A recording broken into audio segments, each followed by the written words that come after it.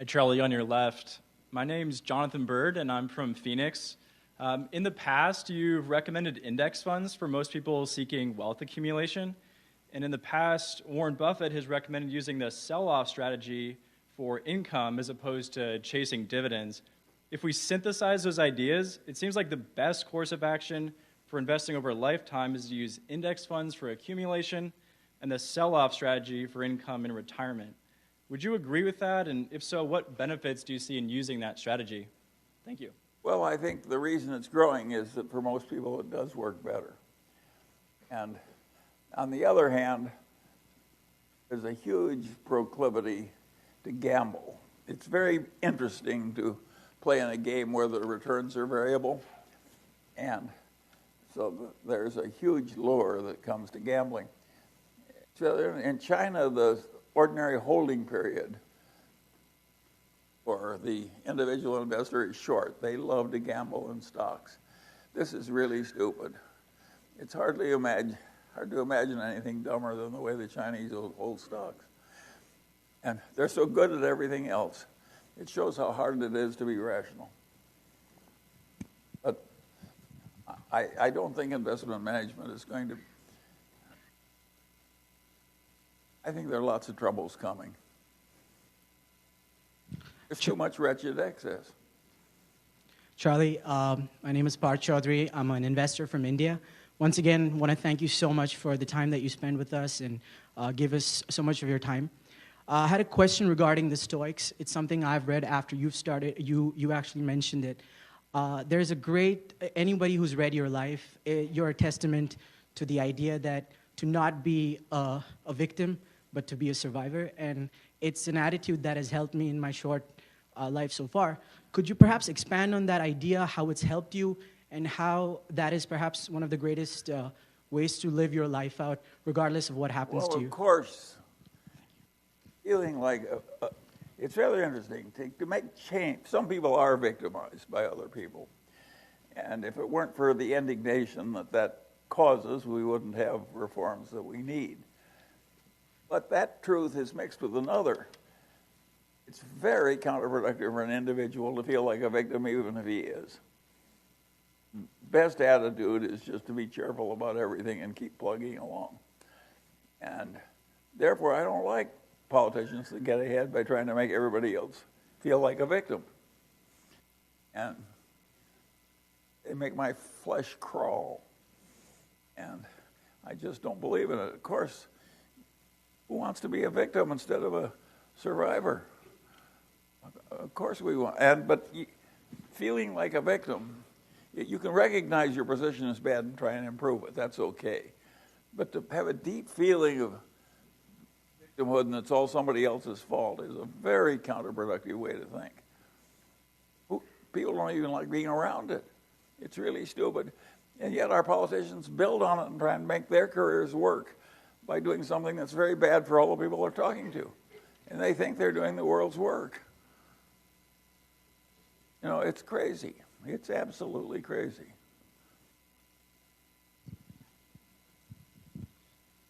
Hi, Mr. Munger. Yeah. It's a privilege to be here with you. My name is Paul Smith from Boulder, Colorado.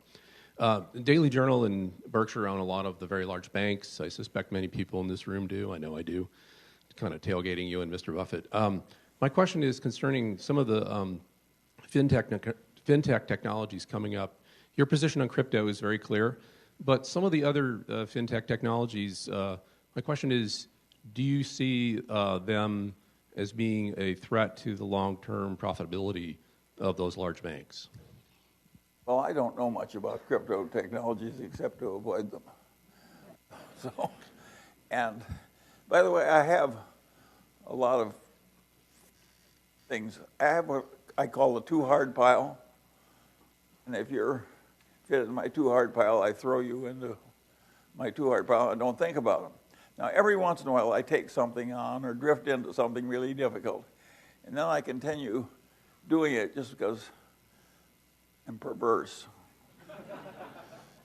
The Daily Journal is basically a ridiculous enterprise. It's really difficult. And I'm enormously rich, and I'm 96 years old. Yet I care terribly how it works out. The little insane. I don't wonder why would you come here and talk to a nutcase like me? But no, I hate things like Bitcoin. I mean, I hate things that are intrinsically antisocial. Of course, we need real currencies.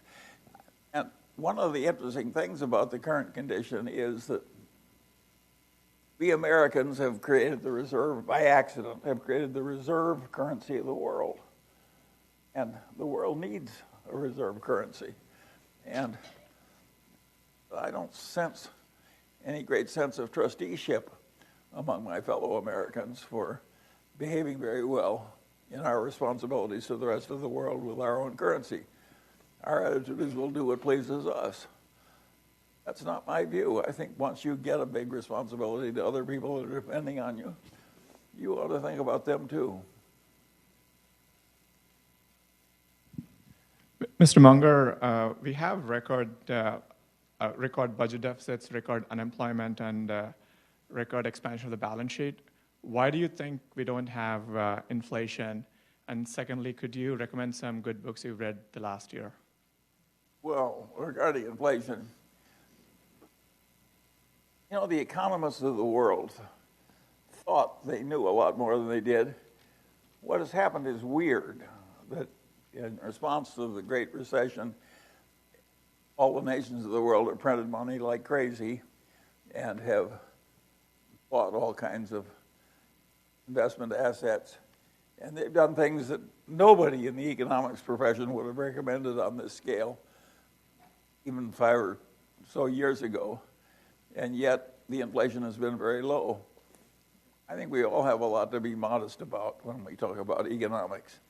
Lyndon Johnson said that giving a talk on economics was a lot like pissing down your leg. He says it feels hot to you, but it doesn't influence anybody else very much. And I'm afraid I can't do much better than Lyndon Johnson could.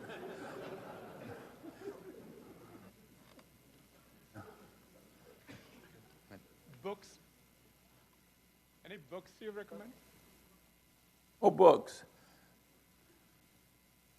Oh, people send me books more than I can read. And I've gotten so I skim a lot of them very rapidly. And I'm not sure I'm the right one anymore to do. Books are so important to me all my life that I find that I used to read fewer books and read them better than I do now. And of course, I don't see very well. So maybe you should talk to some younger man about your books.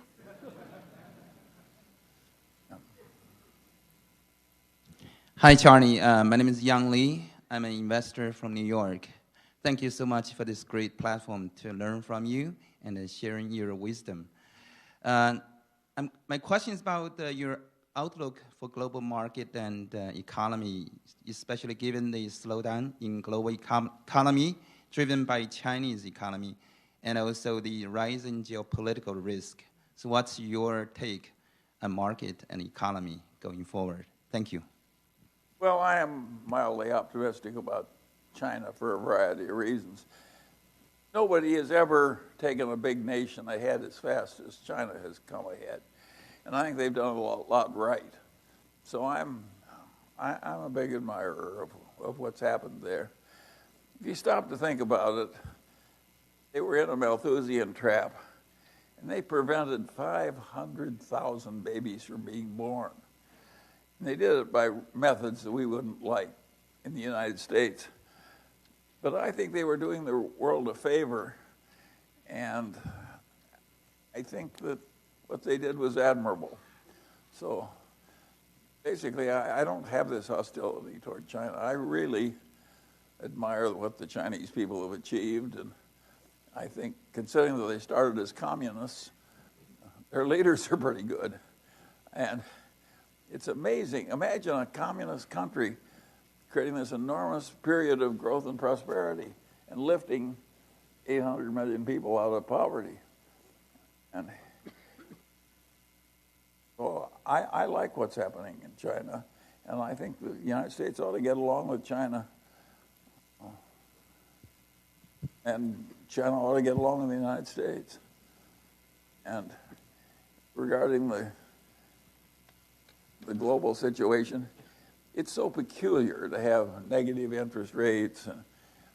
Another thing I greatly admire is, and this will strike you as very peculiar, there's one modern nation which has had like 25 years of stasis. How can anybody admire 25 years of stasis? Well, I think the Japanese have handled 25 years of stasis with magnificent skill and philosophy. Japan is not going to hell. They don't like 25 years of stasis, but they take it like men, and they aren't bitching and wailing, and they don't act like victims. And so I really admire the way the Japanese have handled their adversity. And I don't think the adversity came from a lot of mistakes. I think the adversity to Japan, they were an export powerhouse, and up came China and Korea. Of course they had some troubles. We'd all have troubles if we had way tougher competition. And so I think that's I don't think Japan's stasis was Japan's fault. I think it just happened. And I think they bear up in it magnificently well in order to be greatly admired.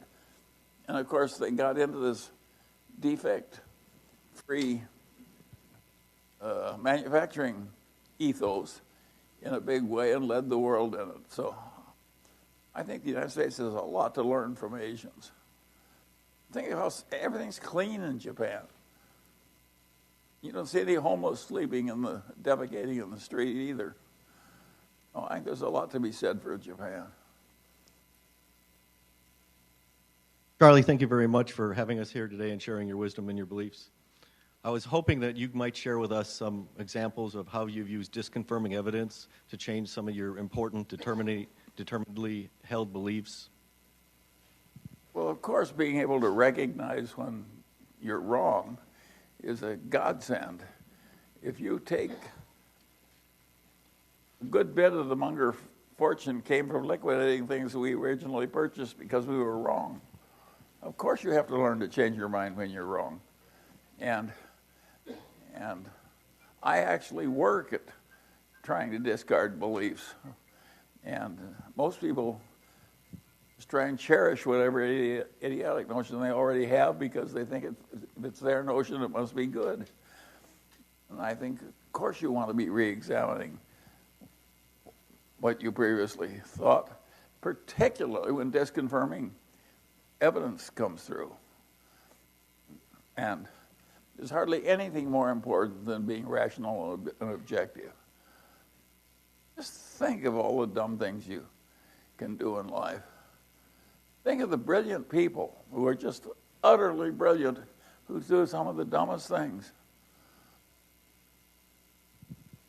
You won't have any trouble thinking of examples. In fact, most of us can think of our own action in the last year or two, and we can all pull up an example or two. It's hard to be rational. Good morning, Mr. Munger. Thank you so much for teaching us. I also want to thank Mr. Kaufman. Here comes my question. I recently watched a documentary that introduced the economic masters Keynes and Hayek. I would like to know your comments on both of them and which economic theory you would prefer. And to take a step further, if applied to personal goal setting, which model would you advise us to follow between planning and flexibility? Thank you very much. Well, Keynes, of course, was a very interesting man, and he probably had more influence on the economics profession than anybody, maybe excepting Adam Smith. And of course, I lived in the Great Depression, and his ideas were exactly right for fixing the Great Depression. And what happened was we got out of it finally because accidental Keynesianism came in, courtesy of Adolf Hitler in World War II. And So I don't see how you could study economics without Keynes. Hayek is more complicated, and I don't think I'm the world's best understander of Hayek. I've read him, and I tend to rather admire him, but I'm not sure I totally agree with him.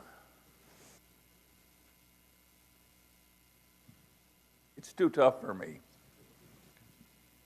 Therefore, I quit Clement to you.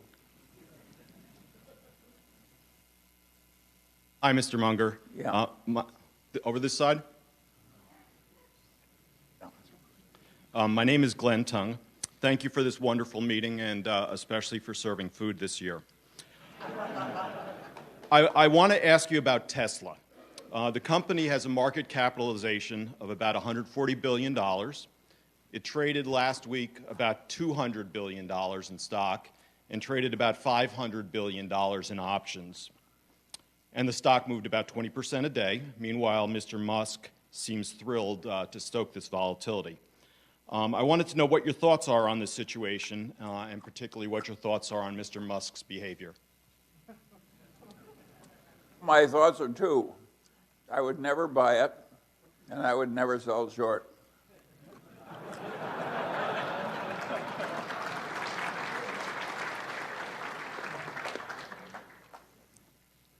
I have a third comment.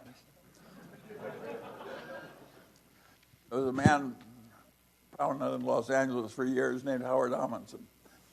He once said something that I've taken to my heart. He said, "Never underestimate the man who overestimates himself."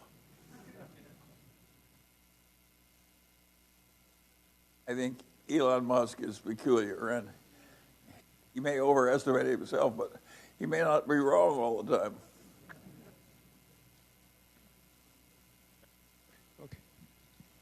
Hi, Mr. Munger. My name is Joe. I'm an investor from China. I do the venture capital.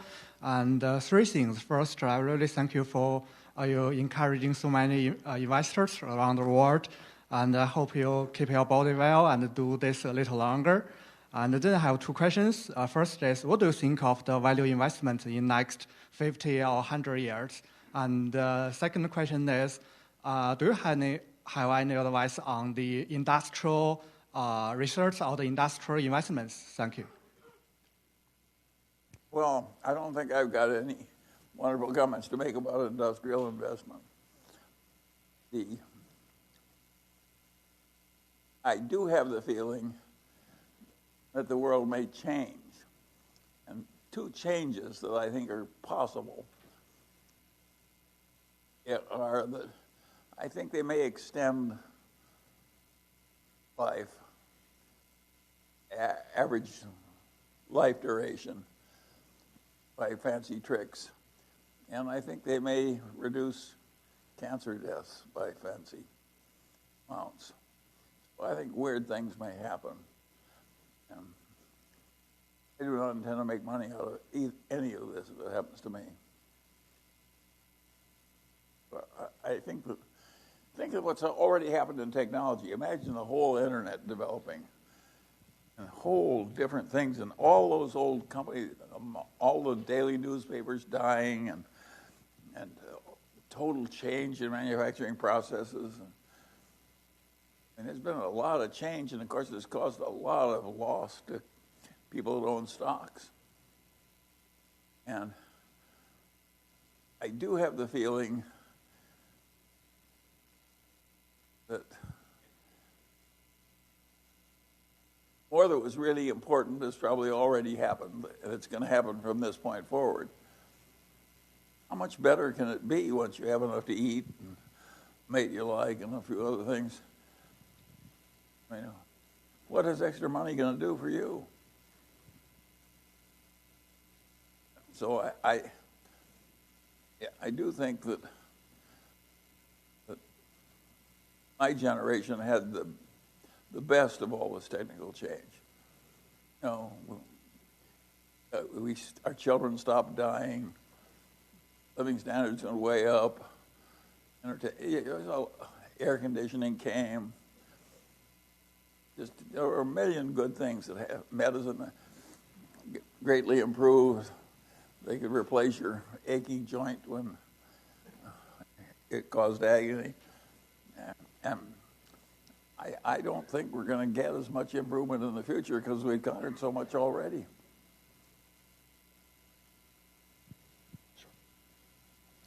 Mr. Munger, on your right.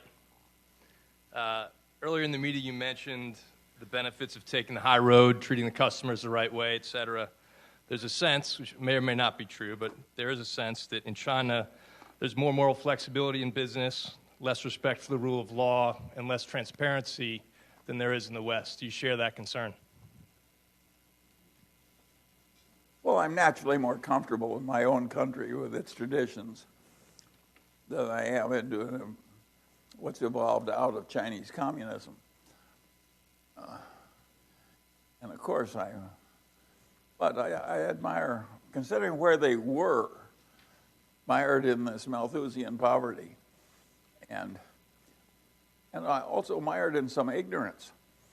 And that leader who said, "I don't care if the cat is black or white, I want to know if it catches mice," that was one smart leader. And I think that smart leader yesteryear has other leaders now who are smart. And I think they're going to keep improving. I even think the Chinese may get over their crazy love of gambling. I once talked to a bunch of Chinese leaders. I said, I got the feng shui, and I said, "Get over it. Pure superstition." Good morning, Charlie. Yeah. Hi. How are you? On your right-hand side. All right. And quick question. Any secret of longevity? And how many hours do you work a day? How do you stay so current with all the information, like a lifelong learner? Well, I don't think I deserve any credit for longevity. It just happened. I don't have any. There's no male in my family that ever lived any such age. And it's weird. Oh, I can't help you.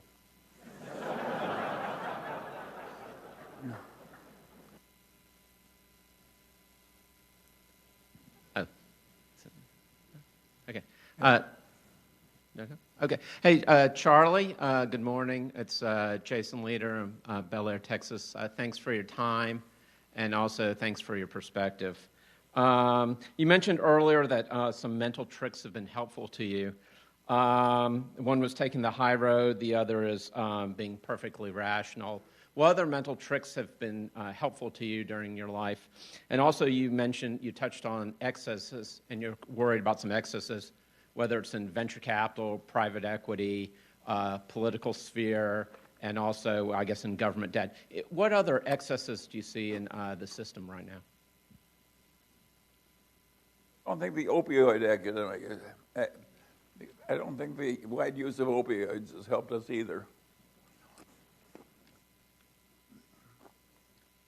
There's always some miserable excess. And it's a very complicated subject. You remember how the Chinese emperor got rid of opioid addiction when something like 1 male in 8 or something like that in China was an opium addict? He didn't have to kill very many people. He just said death penalty for users, no exceptions. And away went his addiction problem. I think somebody may try some of that stuff sooner or later if things get awful enough. And it may not be the worst way to handle it. With that cheery note, I'll go to the next question.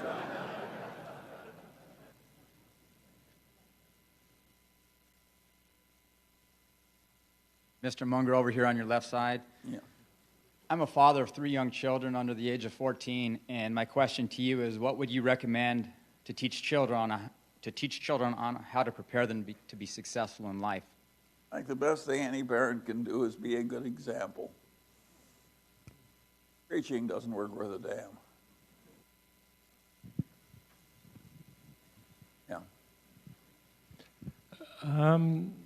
There are over $10 trillion of securities around the world with a negative yield, and by the president's Twitter feed, it seems that he wants to bring negative interest rates to the United States. Are you for negative interest rates or against them? Negative interest rates make me very nervous. However, I don't think the authorities had much choice. It's politically impossible to do big stimulus rapidly, and the only weapon they had in a crisis was to print money and change interest rates. And I think it was probably the right thing to be done. Of course it makes me nervous. And I think, having worked once, people will overdo it. I think that's the nature of governments and people. And of course that makes me nervous. I don't know what to do about this. Hi, Charlie. I'm in the back of the room on your right. I'm Cameron Hamidi. My question is about the effects of low interest rates on insurance. Lower returns on float may be causing a tighter supply of insurance. For example, there used to be 3 main underwriters insuring all the taxi cabs in Southern California. Now it is heading towards just 1 underwriter who will have a monopoly on all commercial taxi insurance in Southern California. You have access to CEOs of Geico and Wesco and a Rolodex that we can only dream of. So do you see 10 years of low interest rates posing a systemic risk to the supply of insurance? I am made uncomfortable with the idea of extremely low interest rates, or negative interest rates, even more extreme, lasting a long time. I don't think anybody knows how those will work. If you are a little uneasy, welcome to the club. I think it's dangerous and peculiar. But I think we had to do what we did.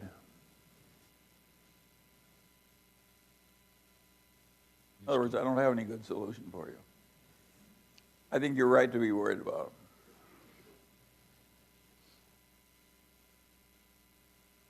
Charlie, it's okay to talk. I'm Steve Hausman. I've been in the broker business since 1966.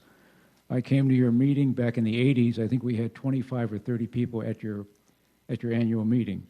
The question I have, with the deficit so high, with interest rates, is interest rates in more of a bubble situation?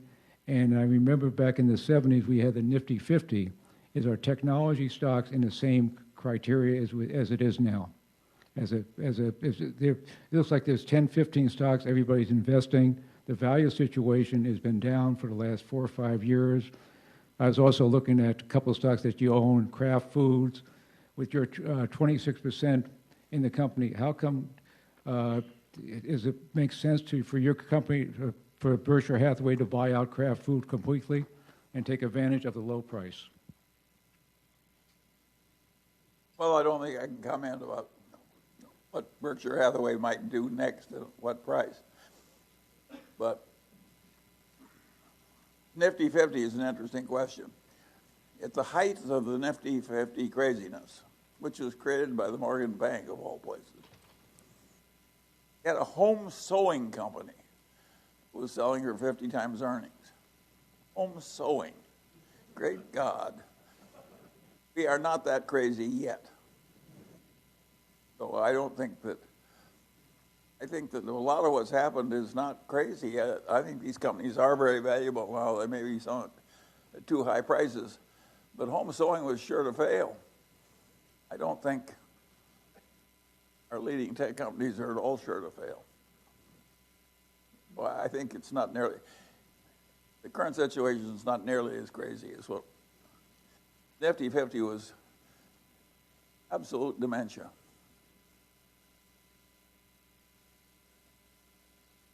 So, hi, Mr. Munger. My name is Nicholas Ganchev. I'm currently pursuing my MBA at USC Marshall.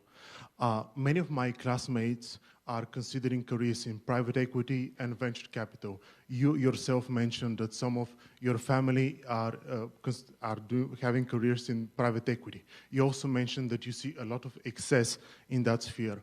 What advice do you give to your family that is starting careers in private equity, and what advice would you give to young people as a whole starting careers in those sectors? Thank you. My family is not very interested in what I think about their career choices. And I respect their disinterest. But I do think we've got way too much wretched excess. Anytime you're inventing new names to sort of mislead people, like adjusted EBITDA, but think of the basic intellectual dishonesty that comes when you start talking about adjusted EBITDA. You're almost announcing you're a flake. And yet our respectable people talk that way and charge fees for talking that way. It's ridiculous. And so I don't like the wretched excess. I don't like all these transactions where one private equity group sells to another and the guys who really own it are just sort of raising the fees higher and higher for owning the same in the intellectual mix. There's a lot that's financed by its nature. The temptations are too great, and it goes to wretched excess. Of course, I don't like it. I don't think it's good for the country. I would argue that the wretched excess that led to the Great Depression, which led to the rise of Hitler, I think we pay a big price eventually for wretched excess and stupidity and greed and so forth. I'm all for staying in control. In other words, I'm all for behaving a lot more like Confucius. Good morning, Mr. Munger. Thank you for having us. It's a privilege to be here. My name is Alan Chung. I'm from San Francisco. My friend Tony Huang wanted to be here and ask this question himself, but he's currently stuck in China, so he's asked me to ask this on his behalf. Mr. Munger, it is well known that you're an avid and voracious reader. Tony wanted to ask, do you ever reread books that you've already read before? And if so, which books do you reread? Yeah, I do. Let me give you an example of something I want to reread that I haven't reread yet. The other day I was musing over the current situation, and it popped into my head that I had read a poem about 80 years ago by George Sand, and George Sand was a female writer, but female writers, to get ahead in those days, sometimes used men's names. George Sand wrote a poem, and it was an ode to the goddess of poverty. She said, "Hail to the goddess of poverty, a wonderful goddess of poverty.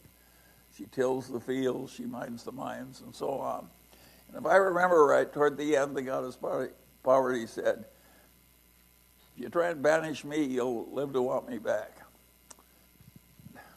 I kind of agreed with this poem, and I'd like to see it again. I don't know how to punch notes on the internet and get George Sand's poem to me, so if somebody will send me her poem, I'll very much like it.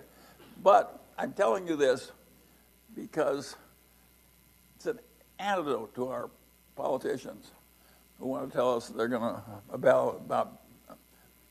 abolish all poverty. It's a stupid idea. You know, it's like saying we'll all be... Riches in a modern civilization are a relative thing. It's status where we want. It isn't that we need more beans.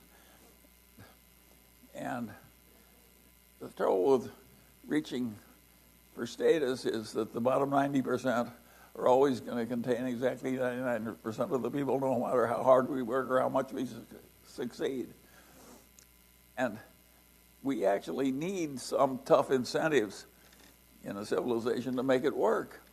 In other words, George Sand was right. The goddess of poverty is not all bad. She's partly good. And of course, I like thoughts that I have that are different from everybody else. And I think that a billionaire who talks about the glories of the goddess of poverty is making a contribution. but only a bunch of nerds like you will appreciate it.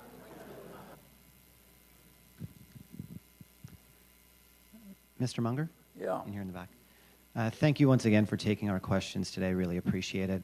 Just wanted to ask you a quick question about the fact that you were an early proponent of electric vehicles, specifically your investment in BYD. I wonder if, from your perspective today, other technologies like hydrogen fuel cells or others that may come to mind are equally important in terms of their emerging capabilities and what sort of impact they may have. Well, I think electric vehicles will be more popular than hydrogen fuel cells. Getting the sun's energy transferred into electricity and electricity into the vehicles is basically a good idea for the long pull. And I think all the technology is going to work. And some of it's actually improving. We may get a lithium battery that's actually quite safe and more energetic than most we have now. Well, I think that's all to the good. In fact, here in California, when I came to California, we had a petroleum club. We had wildcatters. We had a big oil industry. It was a little like Texas. I don't think we found any new oil to speak of in California in decades. I think it's dangerous to rely on hydrocarbons for energy. Of course, we've got to take more of it directly from the sun. I think that Texas will eventually get to be like California. Mr. Bonger, good morning. I'm Sergio from Dominican Republic, and my question is, do you think it's necessary for America to recover a positive trade balance to keep its prosperity in the next century? The answer is no.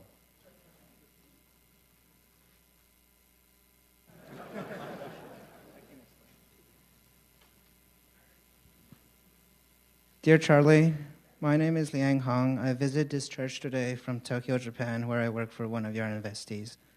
To borrow words from another blind philosopher, John Milton, Berkshire, Costco, and Daily Journal, please be long choosing and beginning late.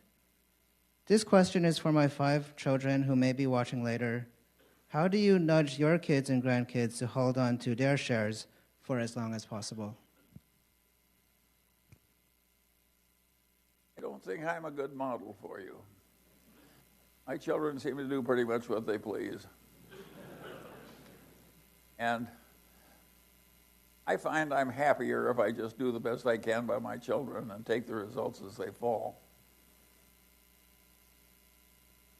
I wouldn't sweat too much about whether your children hold the stock or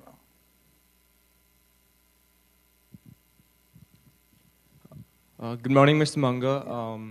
Right here. I'm Ariman. I'm a student at USC, and just had a quick question. I'm 18 right now. I'm in college, and sometimes I lose interest in what I do. And you're 96, and you're so passionate about what you do.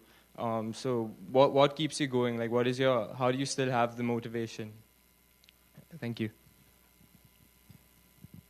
Well, maybe I've been lucky. I like what I do. I have wonderful partners and friends. I have a nice family. My problems are interesting to me. I have been a very fortunate man, and I don't know how to make everybody else lucky. Well, I could have had a different hand and been some miserable alcoholic throwing up in the gutter. I don't think I deserve any great credit for having stumbled into a reasonable amount of publicity. I do think that trying to be rational helped. That's the only thing you've got if you're a fellow nerd. There's no point in you're not going to be a sex object. You may have to rely on your rationality.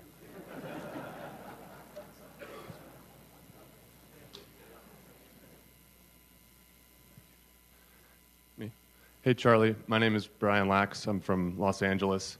There's a lot of talk these days about the climate and the environment, and funds divesting fossil fuels and countries trying to figure out how to generate electricity without polluting the environment. Could you give us your thoughts on nuclear power? I know Bill Gates has been a pretty vocal supporter of it, and I read that Warren used to invest in uranium back in the 50s, and he more recently helped fund a uranium bank in Central Asia. So if you had any comments on that as well, thank you. Well, I admire Bill Gates, who feels a duty to throw money at stuff that's unpopular elsewhere and that might possibly work. So I think it's an admirable charitable effort by Bill Gates, and one for which he's very well suited. I don't know whether we're going to get safe little atom plants or something, but I think it's certainly worth thinking about. The problem with it, of course, is that how much fissionable material do you want a bunch of crazy humans to have? And I don't know the answer to that question. And regarding energy, of course, we're going to have to get more directly from the sun and so forth. And I think it's all to the good that everybody's going into that in a big way.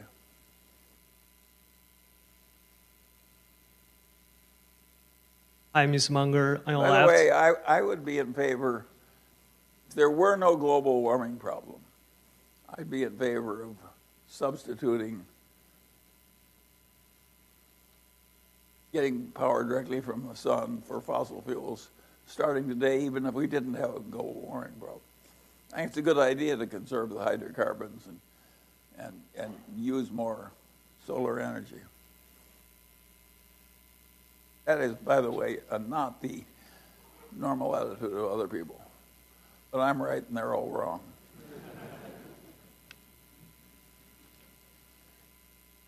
Hi, Mr. Munger. On your left. My name is Ray, and currently a student at UCLA. So my question is on universal basic income.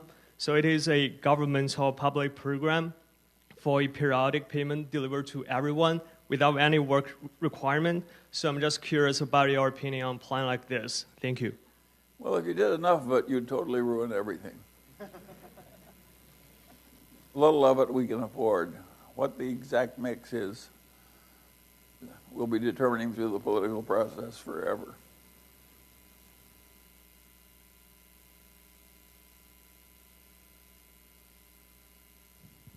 Hello, Mr. Munger. My name's Chris Antonio. I'm from Marin County. And my question is, you talk frequently about having the moral imperative to be rational, and yet as humans we're constantly carrying this evolutionary baggage which gets in the way of us thinking rationally. Are there any tools or behaviors you embrace to facilitate your rational thinking? The answer is, of course. I hardly do anything else. And one of my favorite tricks is the inversion process. And I'll give you an example. When I was a meteorologist in World War II,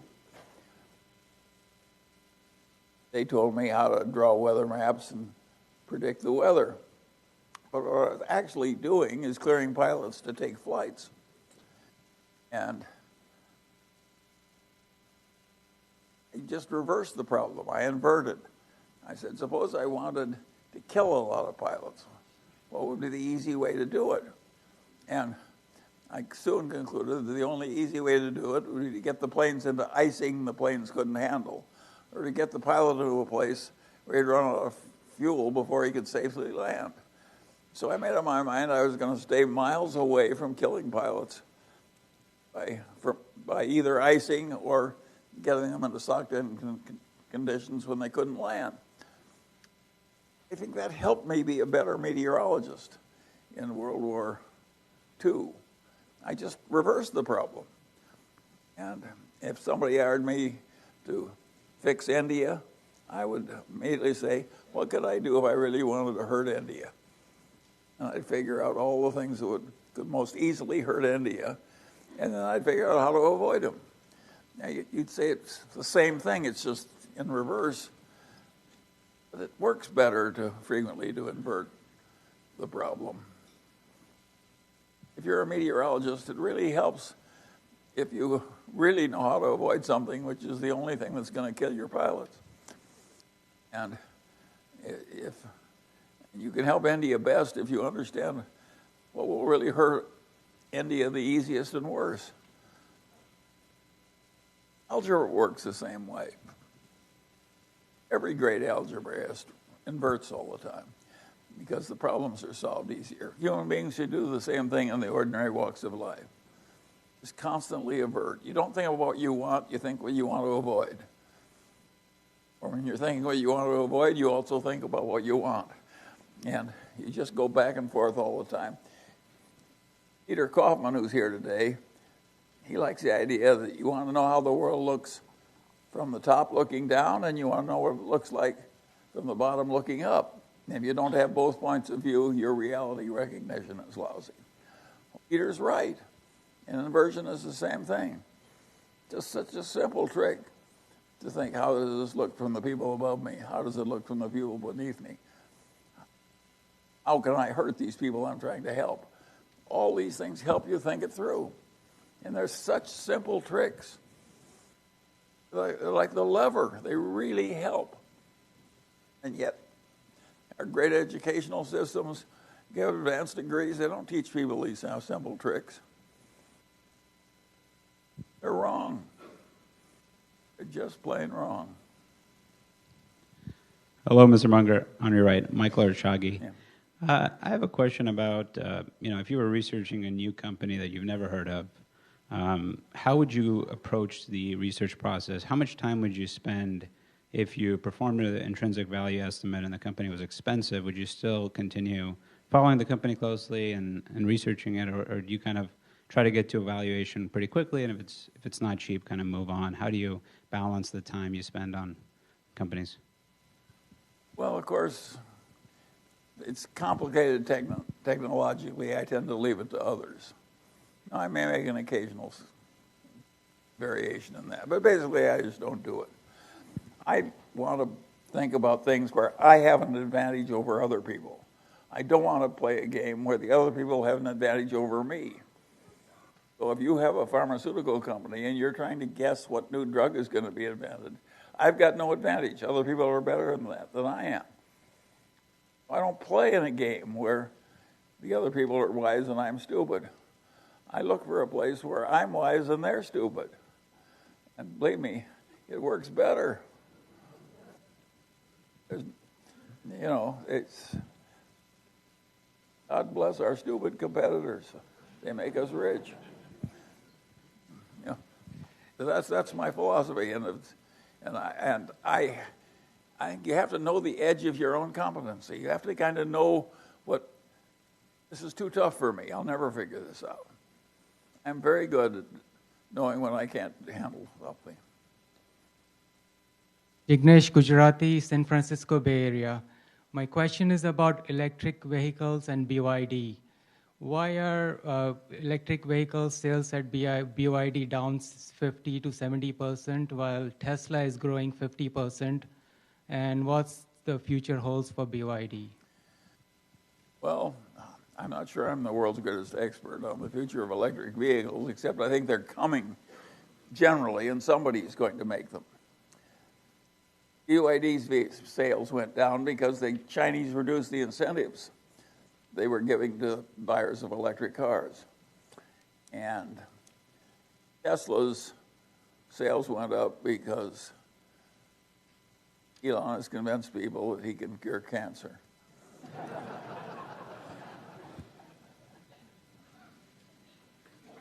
Hi, Charlie, on your left side. It's always a joy being in this room, and thank you for creating this community for us to do so.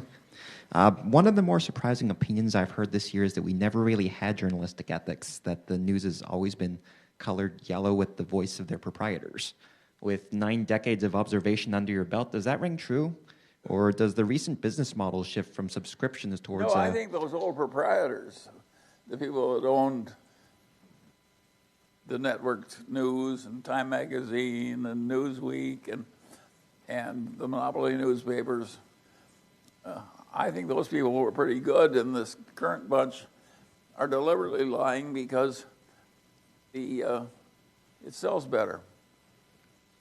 No, I like the old products of nepotism and monopoly. They were better for us than these new guys. These guys are so good at marshaling hatreds. You know, politics was once called by some famous English politician the art of marshaling hatreds. We now have news outlets that we all follow, and they're good at marshaling hatreds. Now, some hatred may have some constructive use, but they're overdoing it. The hatred is too intense. It's cabbaging up the minds. Already cabbaged up the minds of the broadcasters, and now it's cabbaging up the people who watch.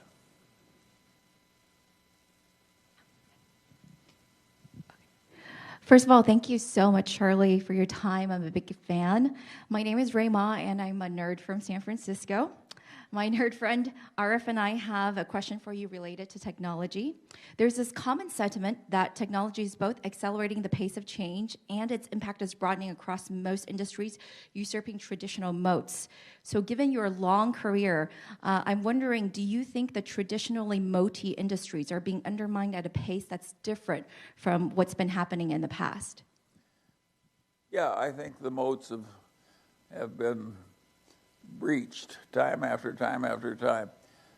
Imagine the Eastman Chemical Company going broke. Imagine all these great department stores being on the edge of extinction. Imagine all those monopoly newspapers going down.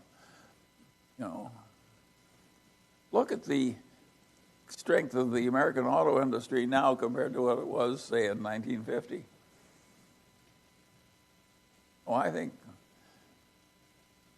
the moats are disappearing rapidly. I mean, the old classical moats. I think that's probably a natural part of modern economic system, as that old moats stop working. Let me know what your problem is, and I'll try and make it more difficult for you. Mr. Munger, my name is Anna Catan. I'm a current undergraduate student at UCLA. Similar to the question before on what advice you would give to young individuals with a passion for business and finance, what would you say is the best possible way for someone to expose themselves and expand their understanding of working in the business world without actually currently being involved in it? And how can I maximize my potential value to a corporation in the future by what I do right now? Well, that's a good question. And there's so many of you now who want to be rich by going into finance. And, of course, that multitude is not going to all get rich. And of course, 99% will be in the bottom 99%. That's just the way it's going to work. If I look at the people in my generation who were the nerds who were patient and rational eventually did well, who lived within their income and worked at being sensible, and when they saw an opportunity, grabbed it pretty fiercely and so forth. And I think that'll work for the new nerds of the world. And the people who get ahead because they're star salesmen or charismatic personalities, I'm not one of those, so I don't know how to do that. So if you're not a nerd, I can't help you. And I think that the odds are that most people who try to do finance are not going to succeed. And there's a lot of wretched excess in it because easy money will always attract wretched excess. It's just the nature. It's like a bunch of animals feeding on a carcass in Africa. By the way, that's an image I chose on purpose. But no, so I don't think it's so pretty. And I don't think that modern finance is so wonderful. And in my day, a lot of the finance people were more like engineers. They were so chastened by the Great Depression and all the wretched failure that they really tried to make everything super safe. And it was a very different, plodding place that the people weren't trying to get rich, they were trying to be safe. This modern world is radically different. And I'm not sure if I were starting out in your world, how well I would do. It would be a lot harder than it was to get ahead in the world the way it was when I came up. If I were you, my best advance, I think you'll be happier if you reduce your expectations than if you try and satisfy them. And by the way, I think that's generally a very good idea.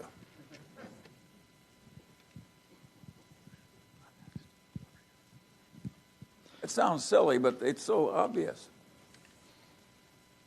You know how many of us are fairly content with pretty moderate success? That is worth knowing, because that's what most of us are going to get. Hi, Charlie. My name's Jordan Kalanigo, and I come from Canada. I'd just like to know your thoughts on the errors in engineering and business generally at Boeing and how you've been thinking about that as that's unfolded recently. Well, I don't like to jump on Boeing. Boeing is a great company that had one of the great success rates, great safety records of the world. They lost their way. They made some dumb mistakes. And I think that's almost the nature of things, too, when you try and do something very complicated with hundreds of thousands of people. Occasionally, there'll be a slip-up. And in most places, if you actually look at them, they have some near misses. Boeing had a near miss a few years ago when the rudder stuff failed and they had a few crashes. I was on the safety committee at U.S. Air when that happened, and nobody could figure it out for months. Something in the rudder was not working, and it caused 3 crashes. It took them 6 months or something to figure it out, and they must have put an army on it. Well, they survived that one, and they'll no doubt survive this one, but it's really expensive to make a big safety mistake. Of course, they should be avoided. Hi, Mr. Munger. My name is Alex. Thank you for all the wisdom that you shared with us since you started. I had two fold-up question. The first is, it's been a while since you've had the psychology of human misjudgment as a talk, and I was wondering if there are any additions you would have that you've seen more recently. And the second part is, you've mentioned how important being rational is throughout your life. Can you walk us through, aside from the tips and tricks that you have, what steps we can take to become more rational? Well, it's a long process. I don't think anybody just flashes into it. It's not like somebody who tells you, like, all you got to do is run down to the front of the revival meeting and shout out and you get a wonderful hereafter. Yeah. Rationality is something you get slowly and it has a variable result. But it's better than not having it. And no, I just think that you can just see how awful it is when people get into these furies of resentment and anger and sure they're right about everything. It's hard to know exactly how human civilization ought to be organized. And in my own life, I've often reflected about how well the system has worked. And what I concluded was that the social safety net is just come up enormously as the world has gotten more prosperous. That was a very desirable thing, and the Republicans who always opposed it were wrong. And I've also, the Democrats had always wanted to push the safety net too far ahead, as they did for a while with the welfare program. That was also wrong. And that, by and large, what we have is about right. And we wouldn't have got it from either party alone. If either party had been totally in control in a one-party government, we wouldn't have had the result that we have, which is close to right. And I think power does corrupt. I think too much power. Part of the genius of the American system is no one person gets too much power.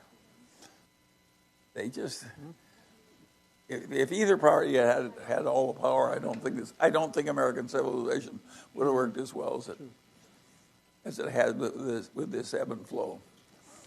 And I don't know what the exact right safety net is. I don't think it matters that much. I think the United States would be about as happy if it had 5% more or 5% less safety net.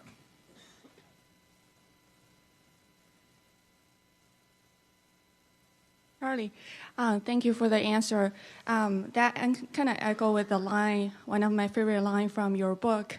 It's better to be roughly right than precisely wrong. With that being said, it comes from Keynes. Could you elaborate a little bit on the Project Haven?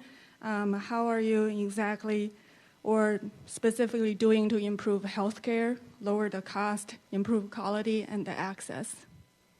Well, that's a very interesting subject. If you take American healthcare, in many ways it's the best in the whole world.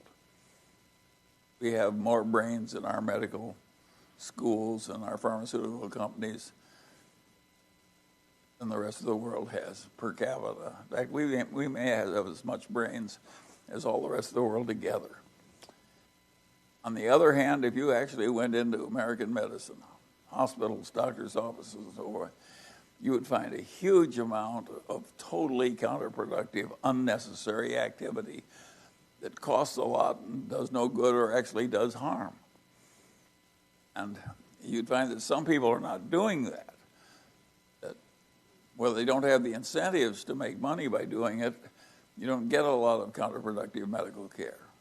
Kaiser here in California does not do a lot of unnecessary, stupid medical care or prolonged death to make more money and do all the evil things that other people do. Other people, as the hospitals and doctors get under pressure, introduce a lot of waste and folly. And some of the pharmaceutical companies' behavior is totally outrageous. Have some basic diabetes drug and trying to charge someone $10,000 a month or something. It's ridiculous. And I even go further. I think it's evil. And I think the system should be changed. And I think it will be changed. I think there's too much wretched excess in the medical system. And the really sad part of it is the people who are doing it have no conscious malevolence. They're not people who decided to do murders and maimings to make money. They think it's good for the patients, what they're doing. And of course, you do an unnecessary back operation on somebody, it's a major evil. But the guy that's doing it really thinks it's good for the patient. In other words, he's turned his brain into cabbage. And that's not a good thing. I think you have to change the incentives. I think there are places in America that are very admirable that don't do a lot of unnecessary stuff, and other places that do. And I think we're going to have to change the system. I think it's if you take the medical system of Singapore, it costs 20% of what ours costs. It has better statistics. It's not opaque, it's open. We have a whole industry that tries to make the payment things opaque so they can take advantage of people. And they think it's free enterprise. I think it's stealing. Hi, Mr. Munger. Yeah. Jeffrey Malloy from McLean, Virginia, on your far right. I've been working in the financial services industry for the past 5 years. And one of the things that has surprised me is how many of my peers in the industry have sat out the market over the last 5 years, holding cash in anticipation of a market downturn. And, I would think given that we're in our late 20s and we've accumulated savings and have what's hopefully a multi-decade runway ahead of us, the right thing to do would be to start investing now. And my question is, first, do you agree with this assessment? And if so, how would you convince your friends to start investing? Thank you. Well,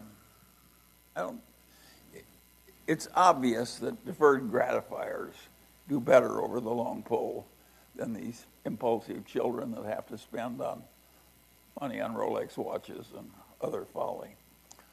And not that I'm picking Rolexes any worse than Patek Philippe or something. But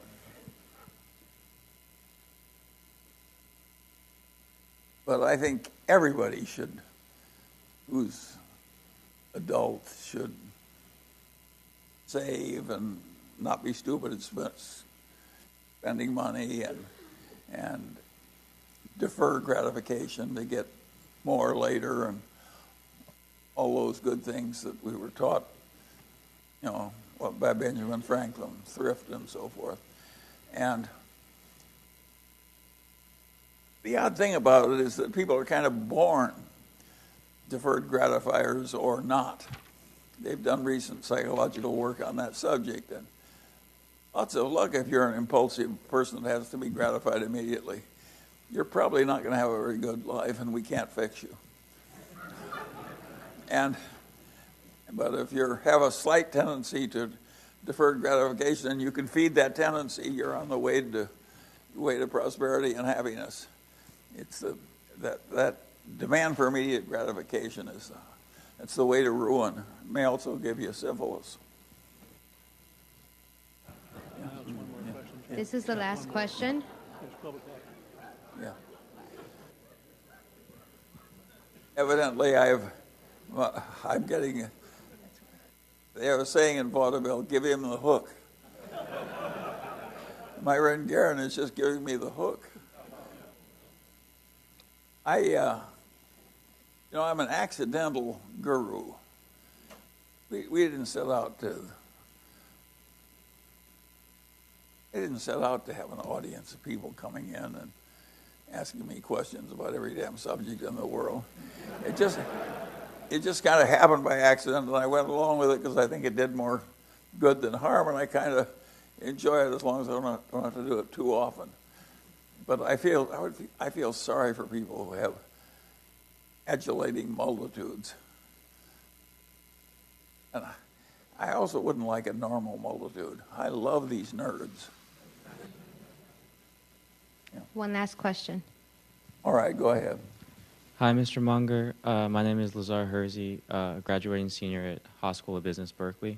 I wanted to go back to Singapore and ask you a question involving Lee Kuan Yew, particularly his housing policies. I'm curious how you think California should address the insane cost of construction and new development right now, and how you would try to create housing in California that would be affordable across all socioeconomic areas to avoid kind of the social evils that Lee Kuan Yew has managed to avoid back in Singapore.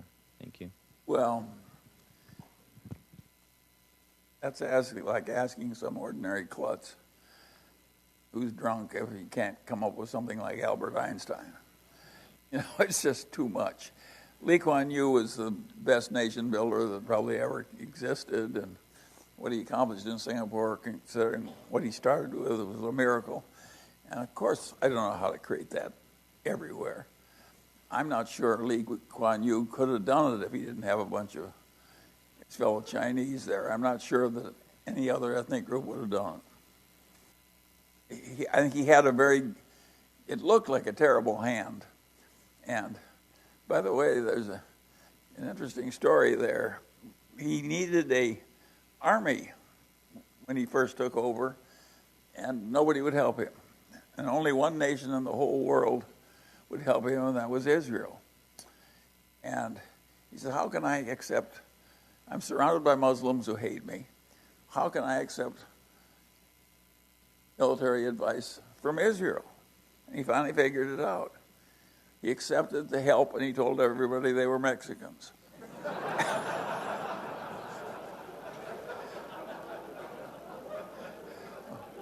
Well, with that little joke, we'll end the meeting. Thank you.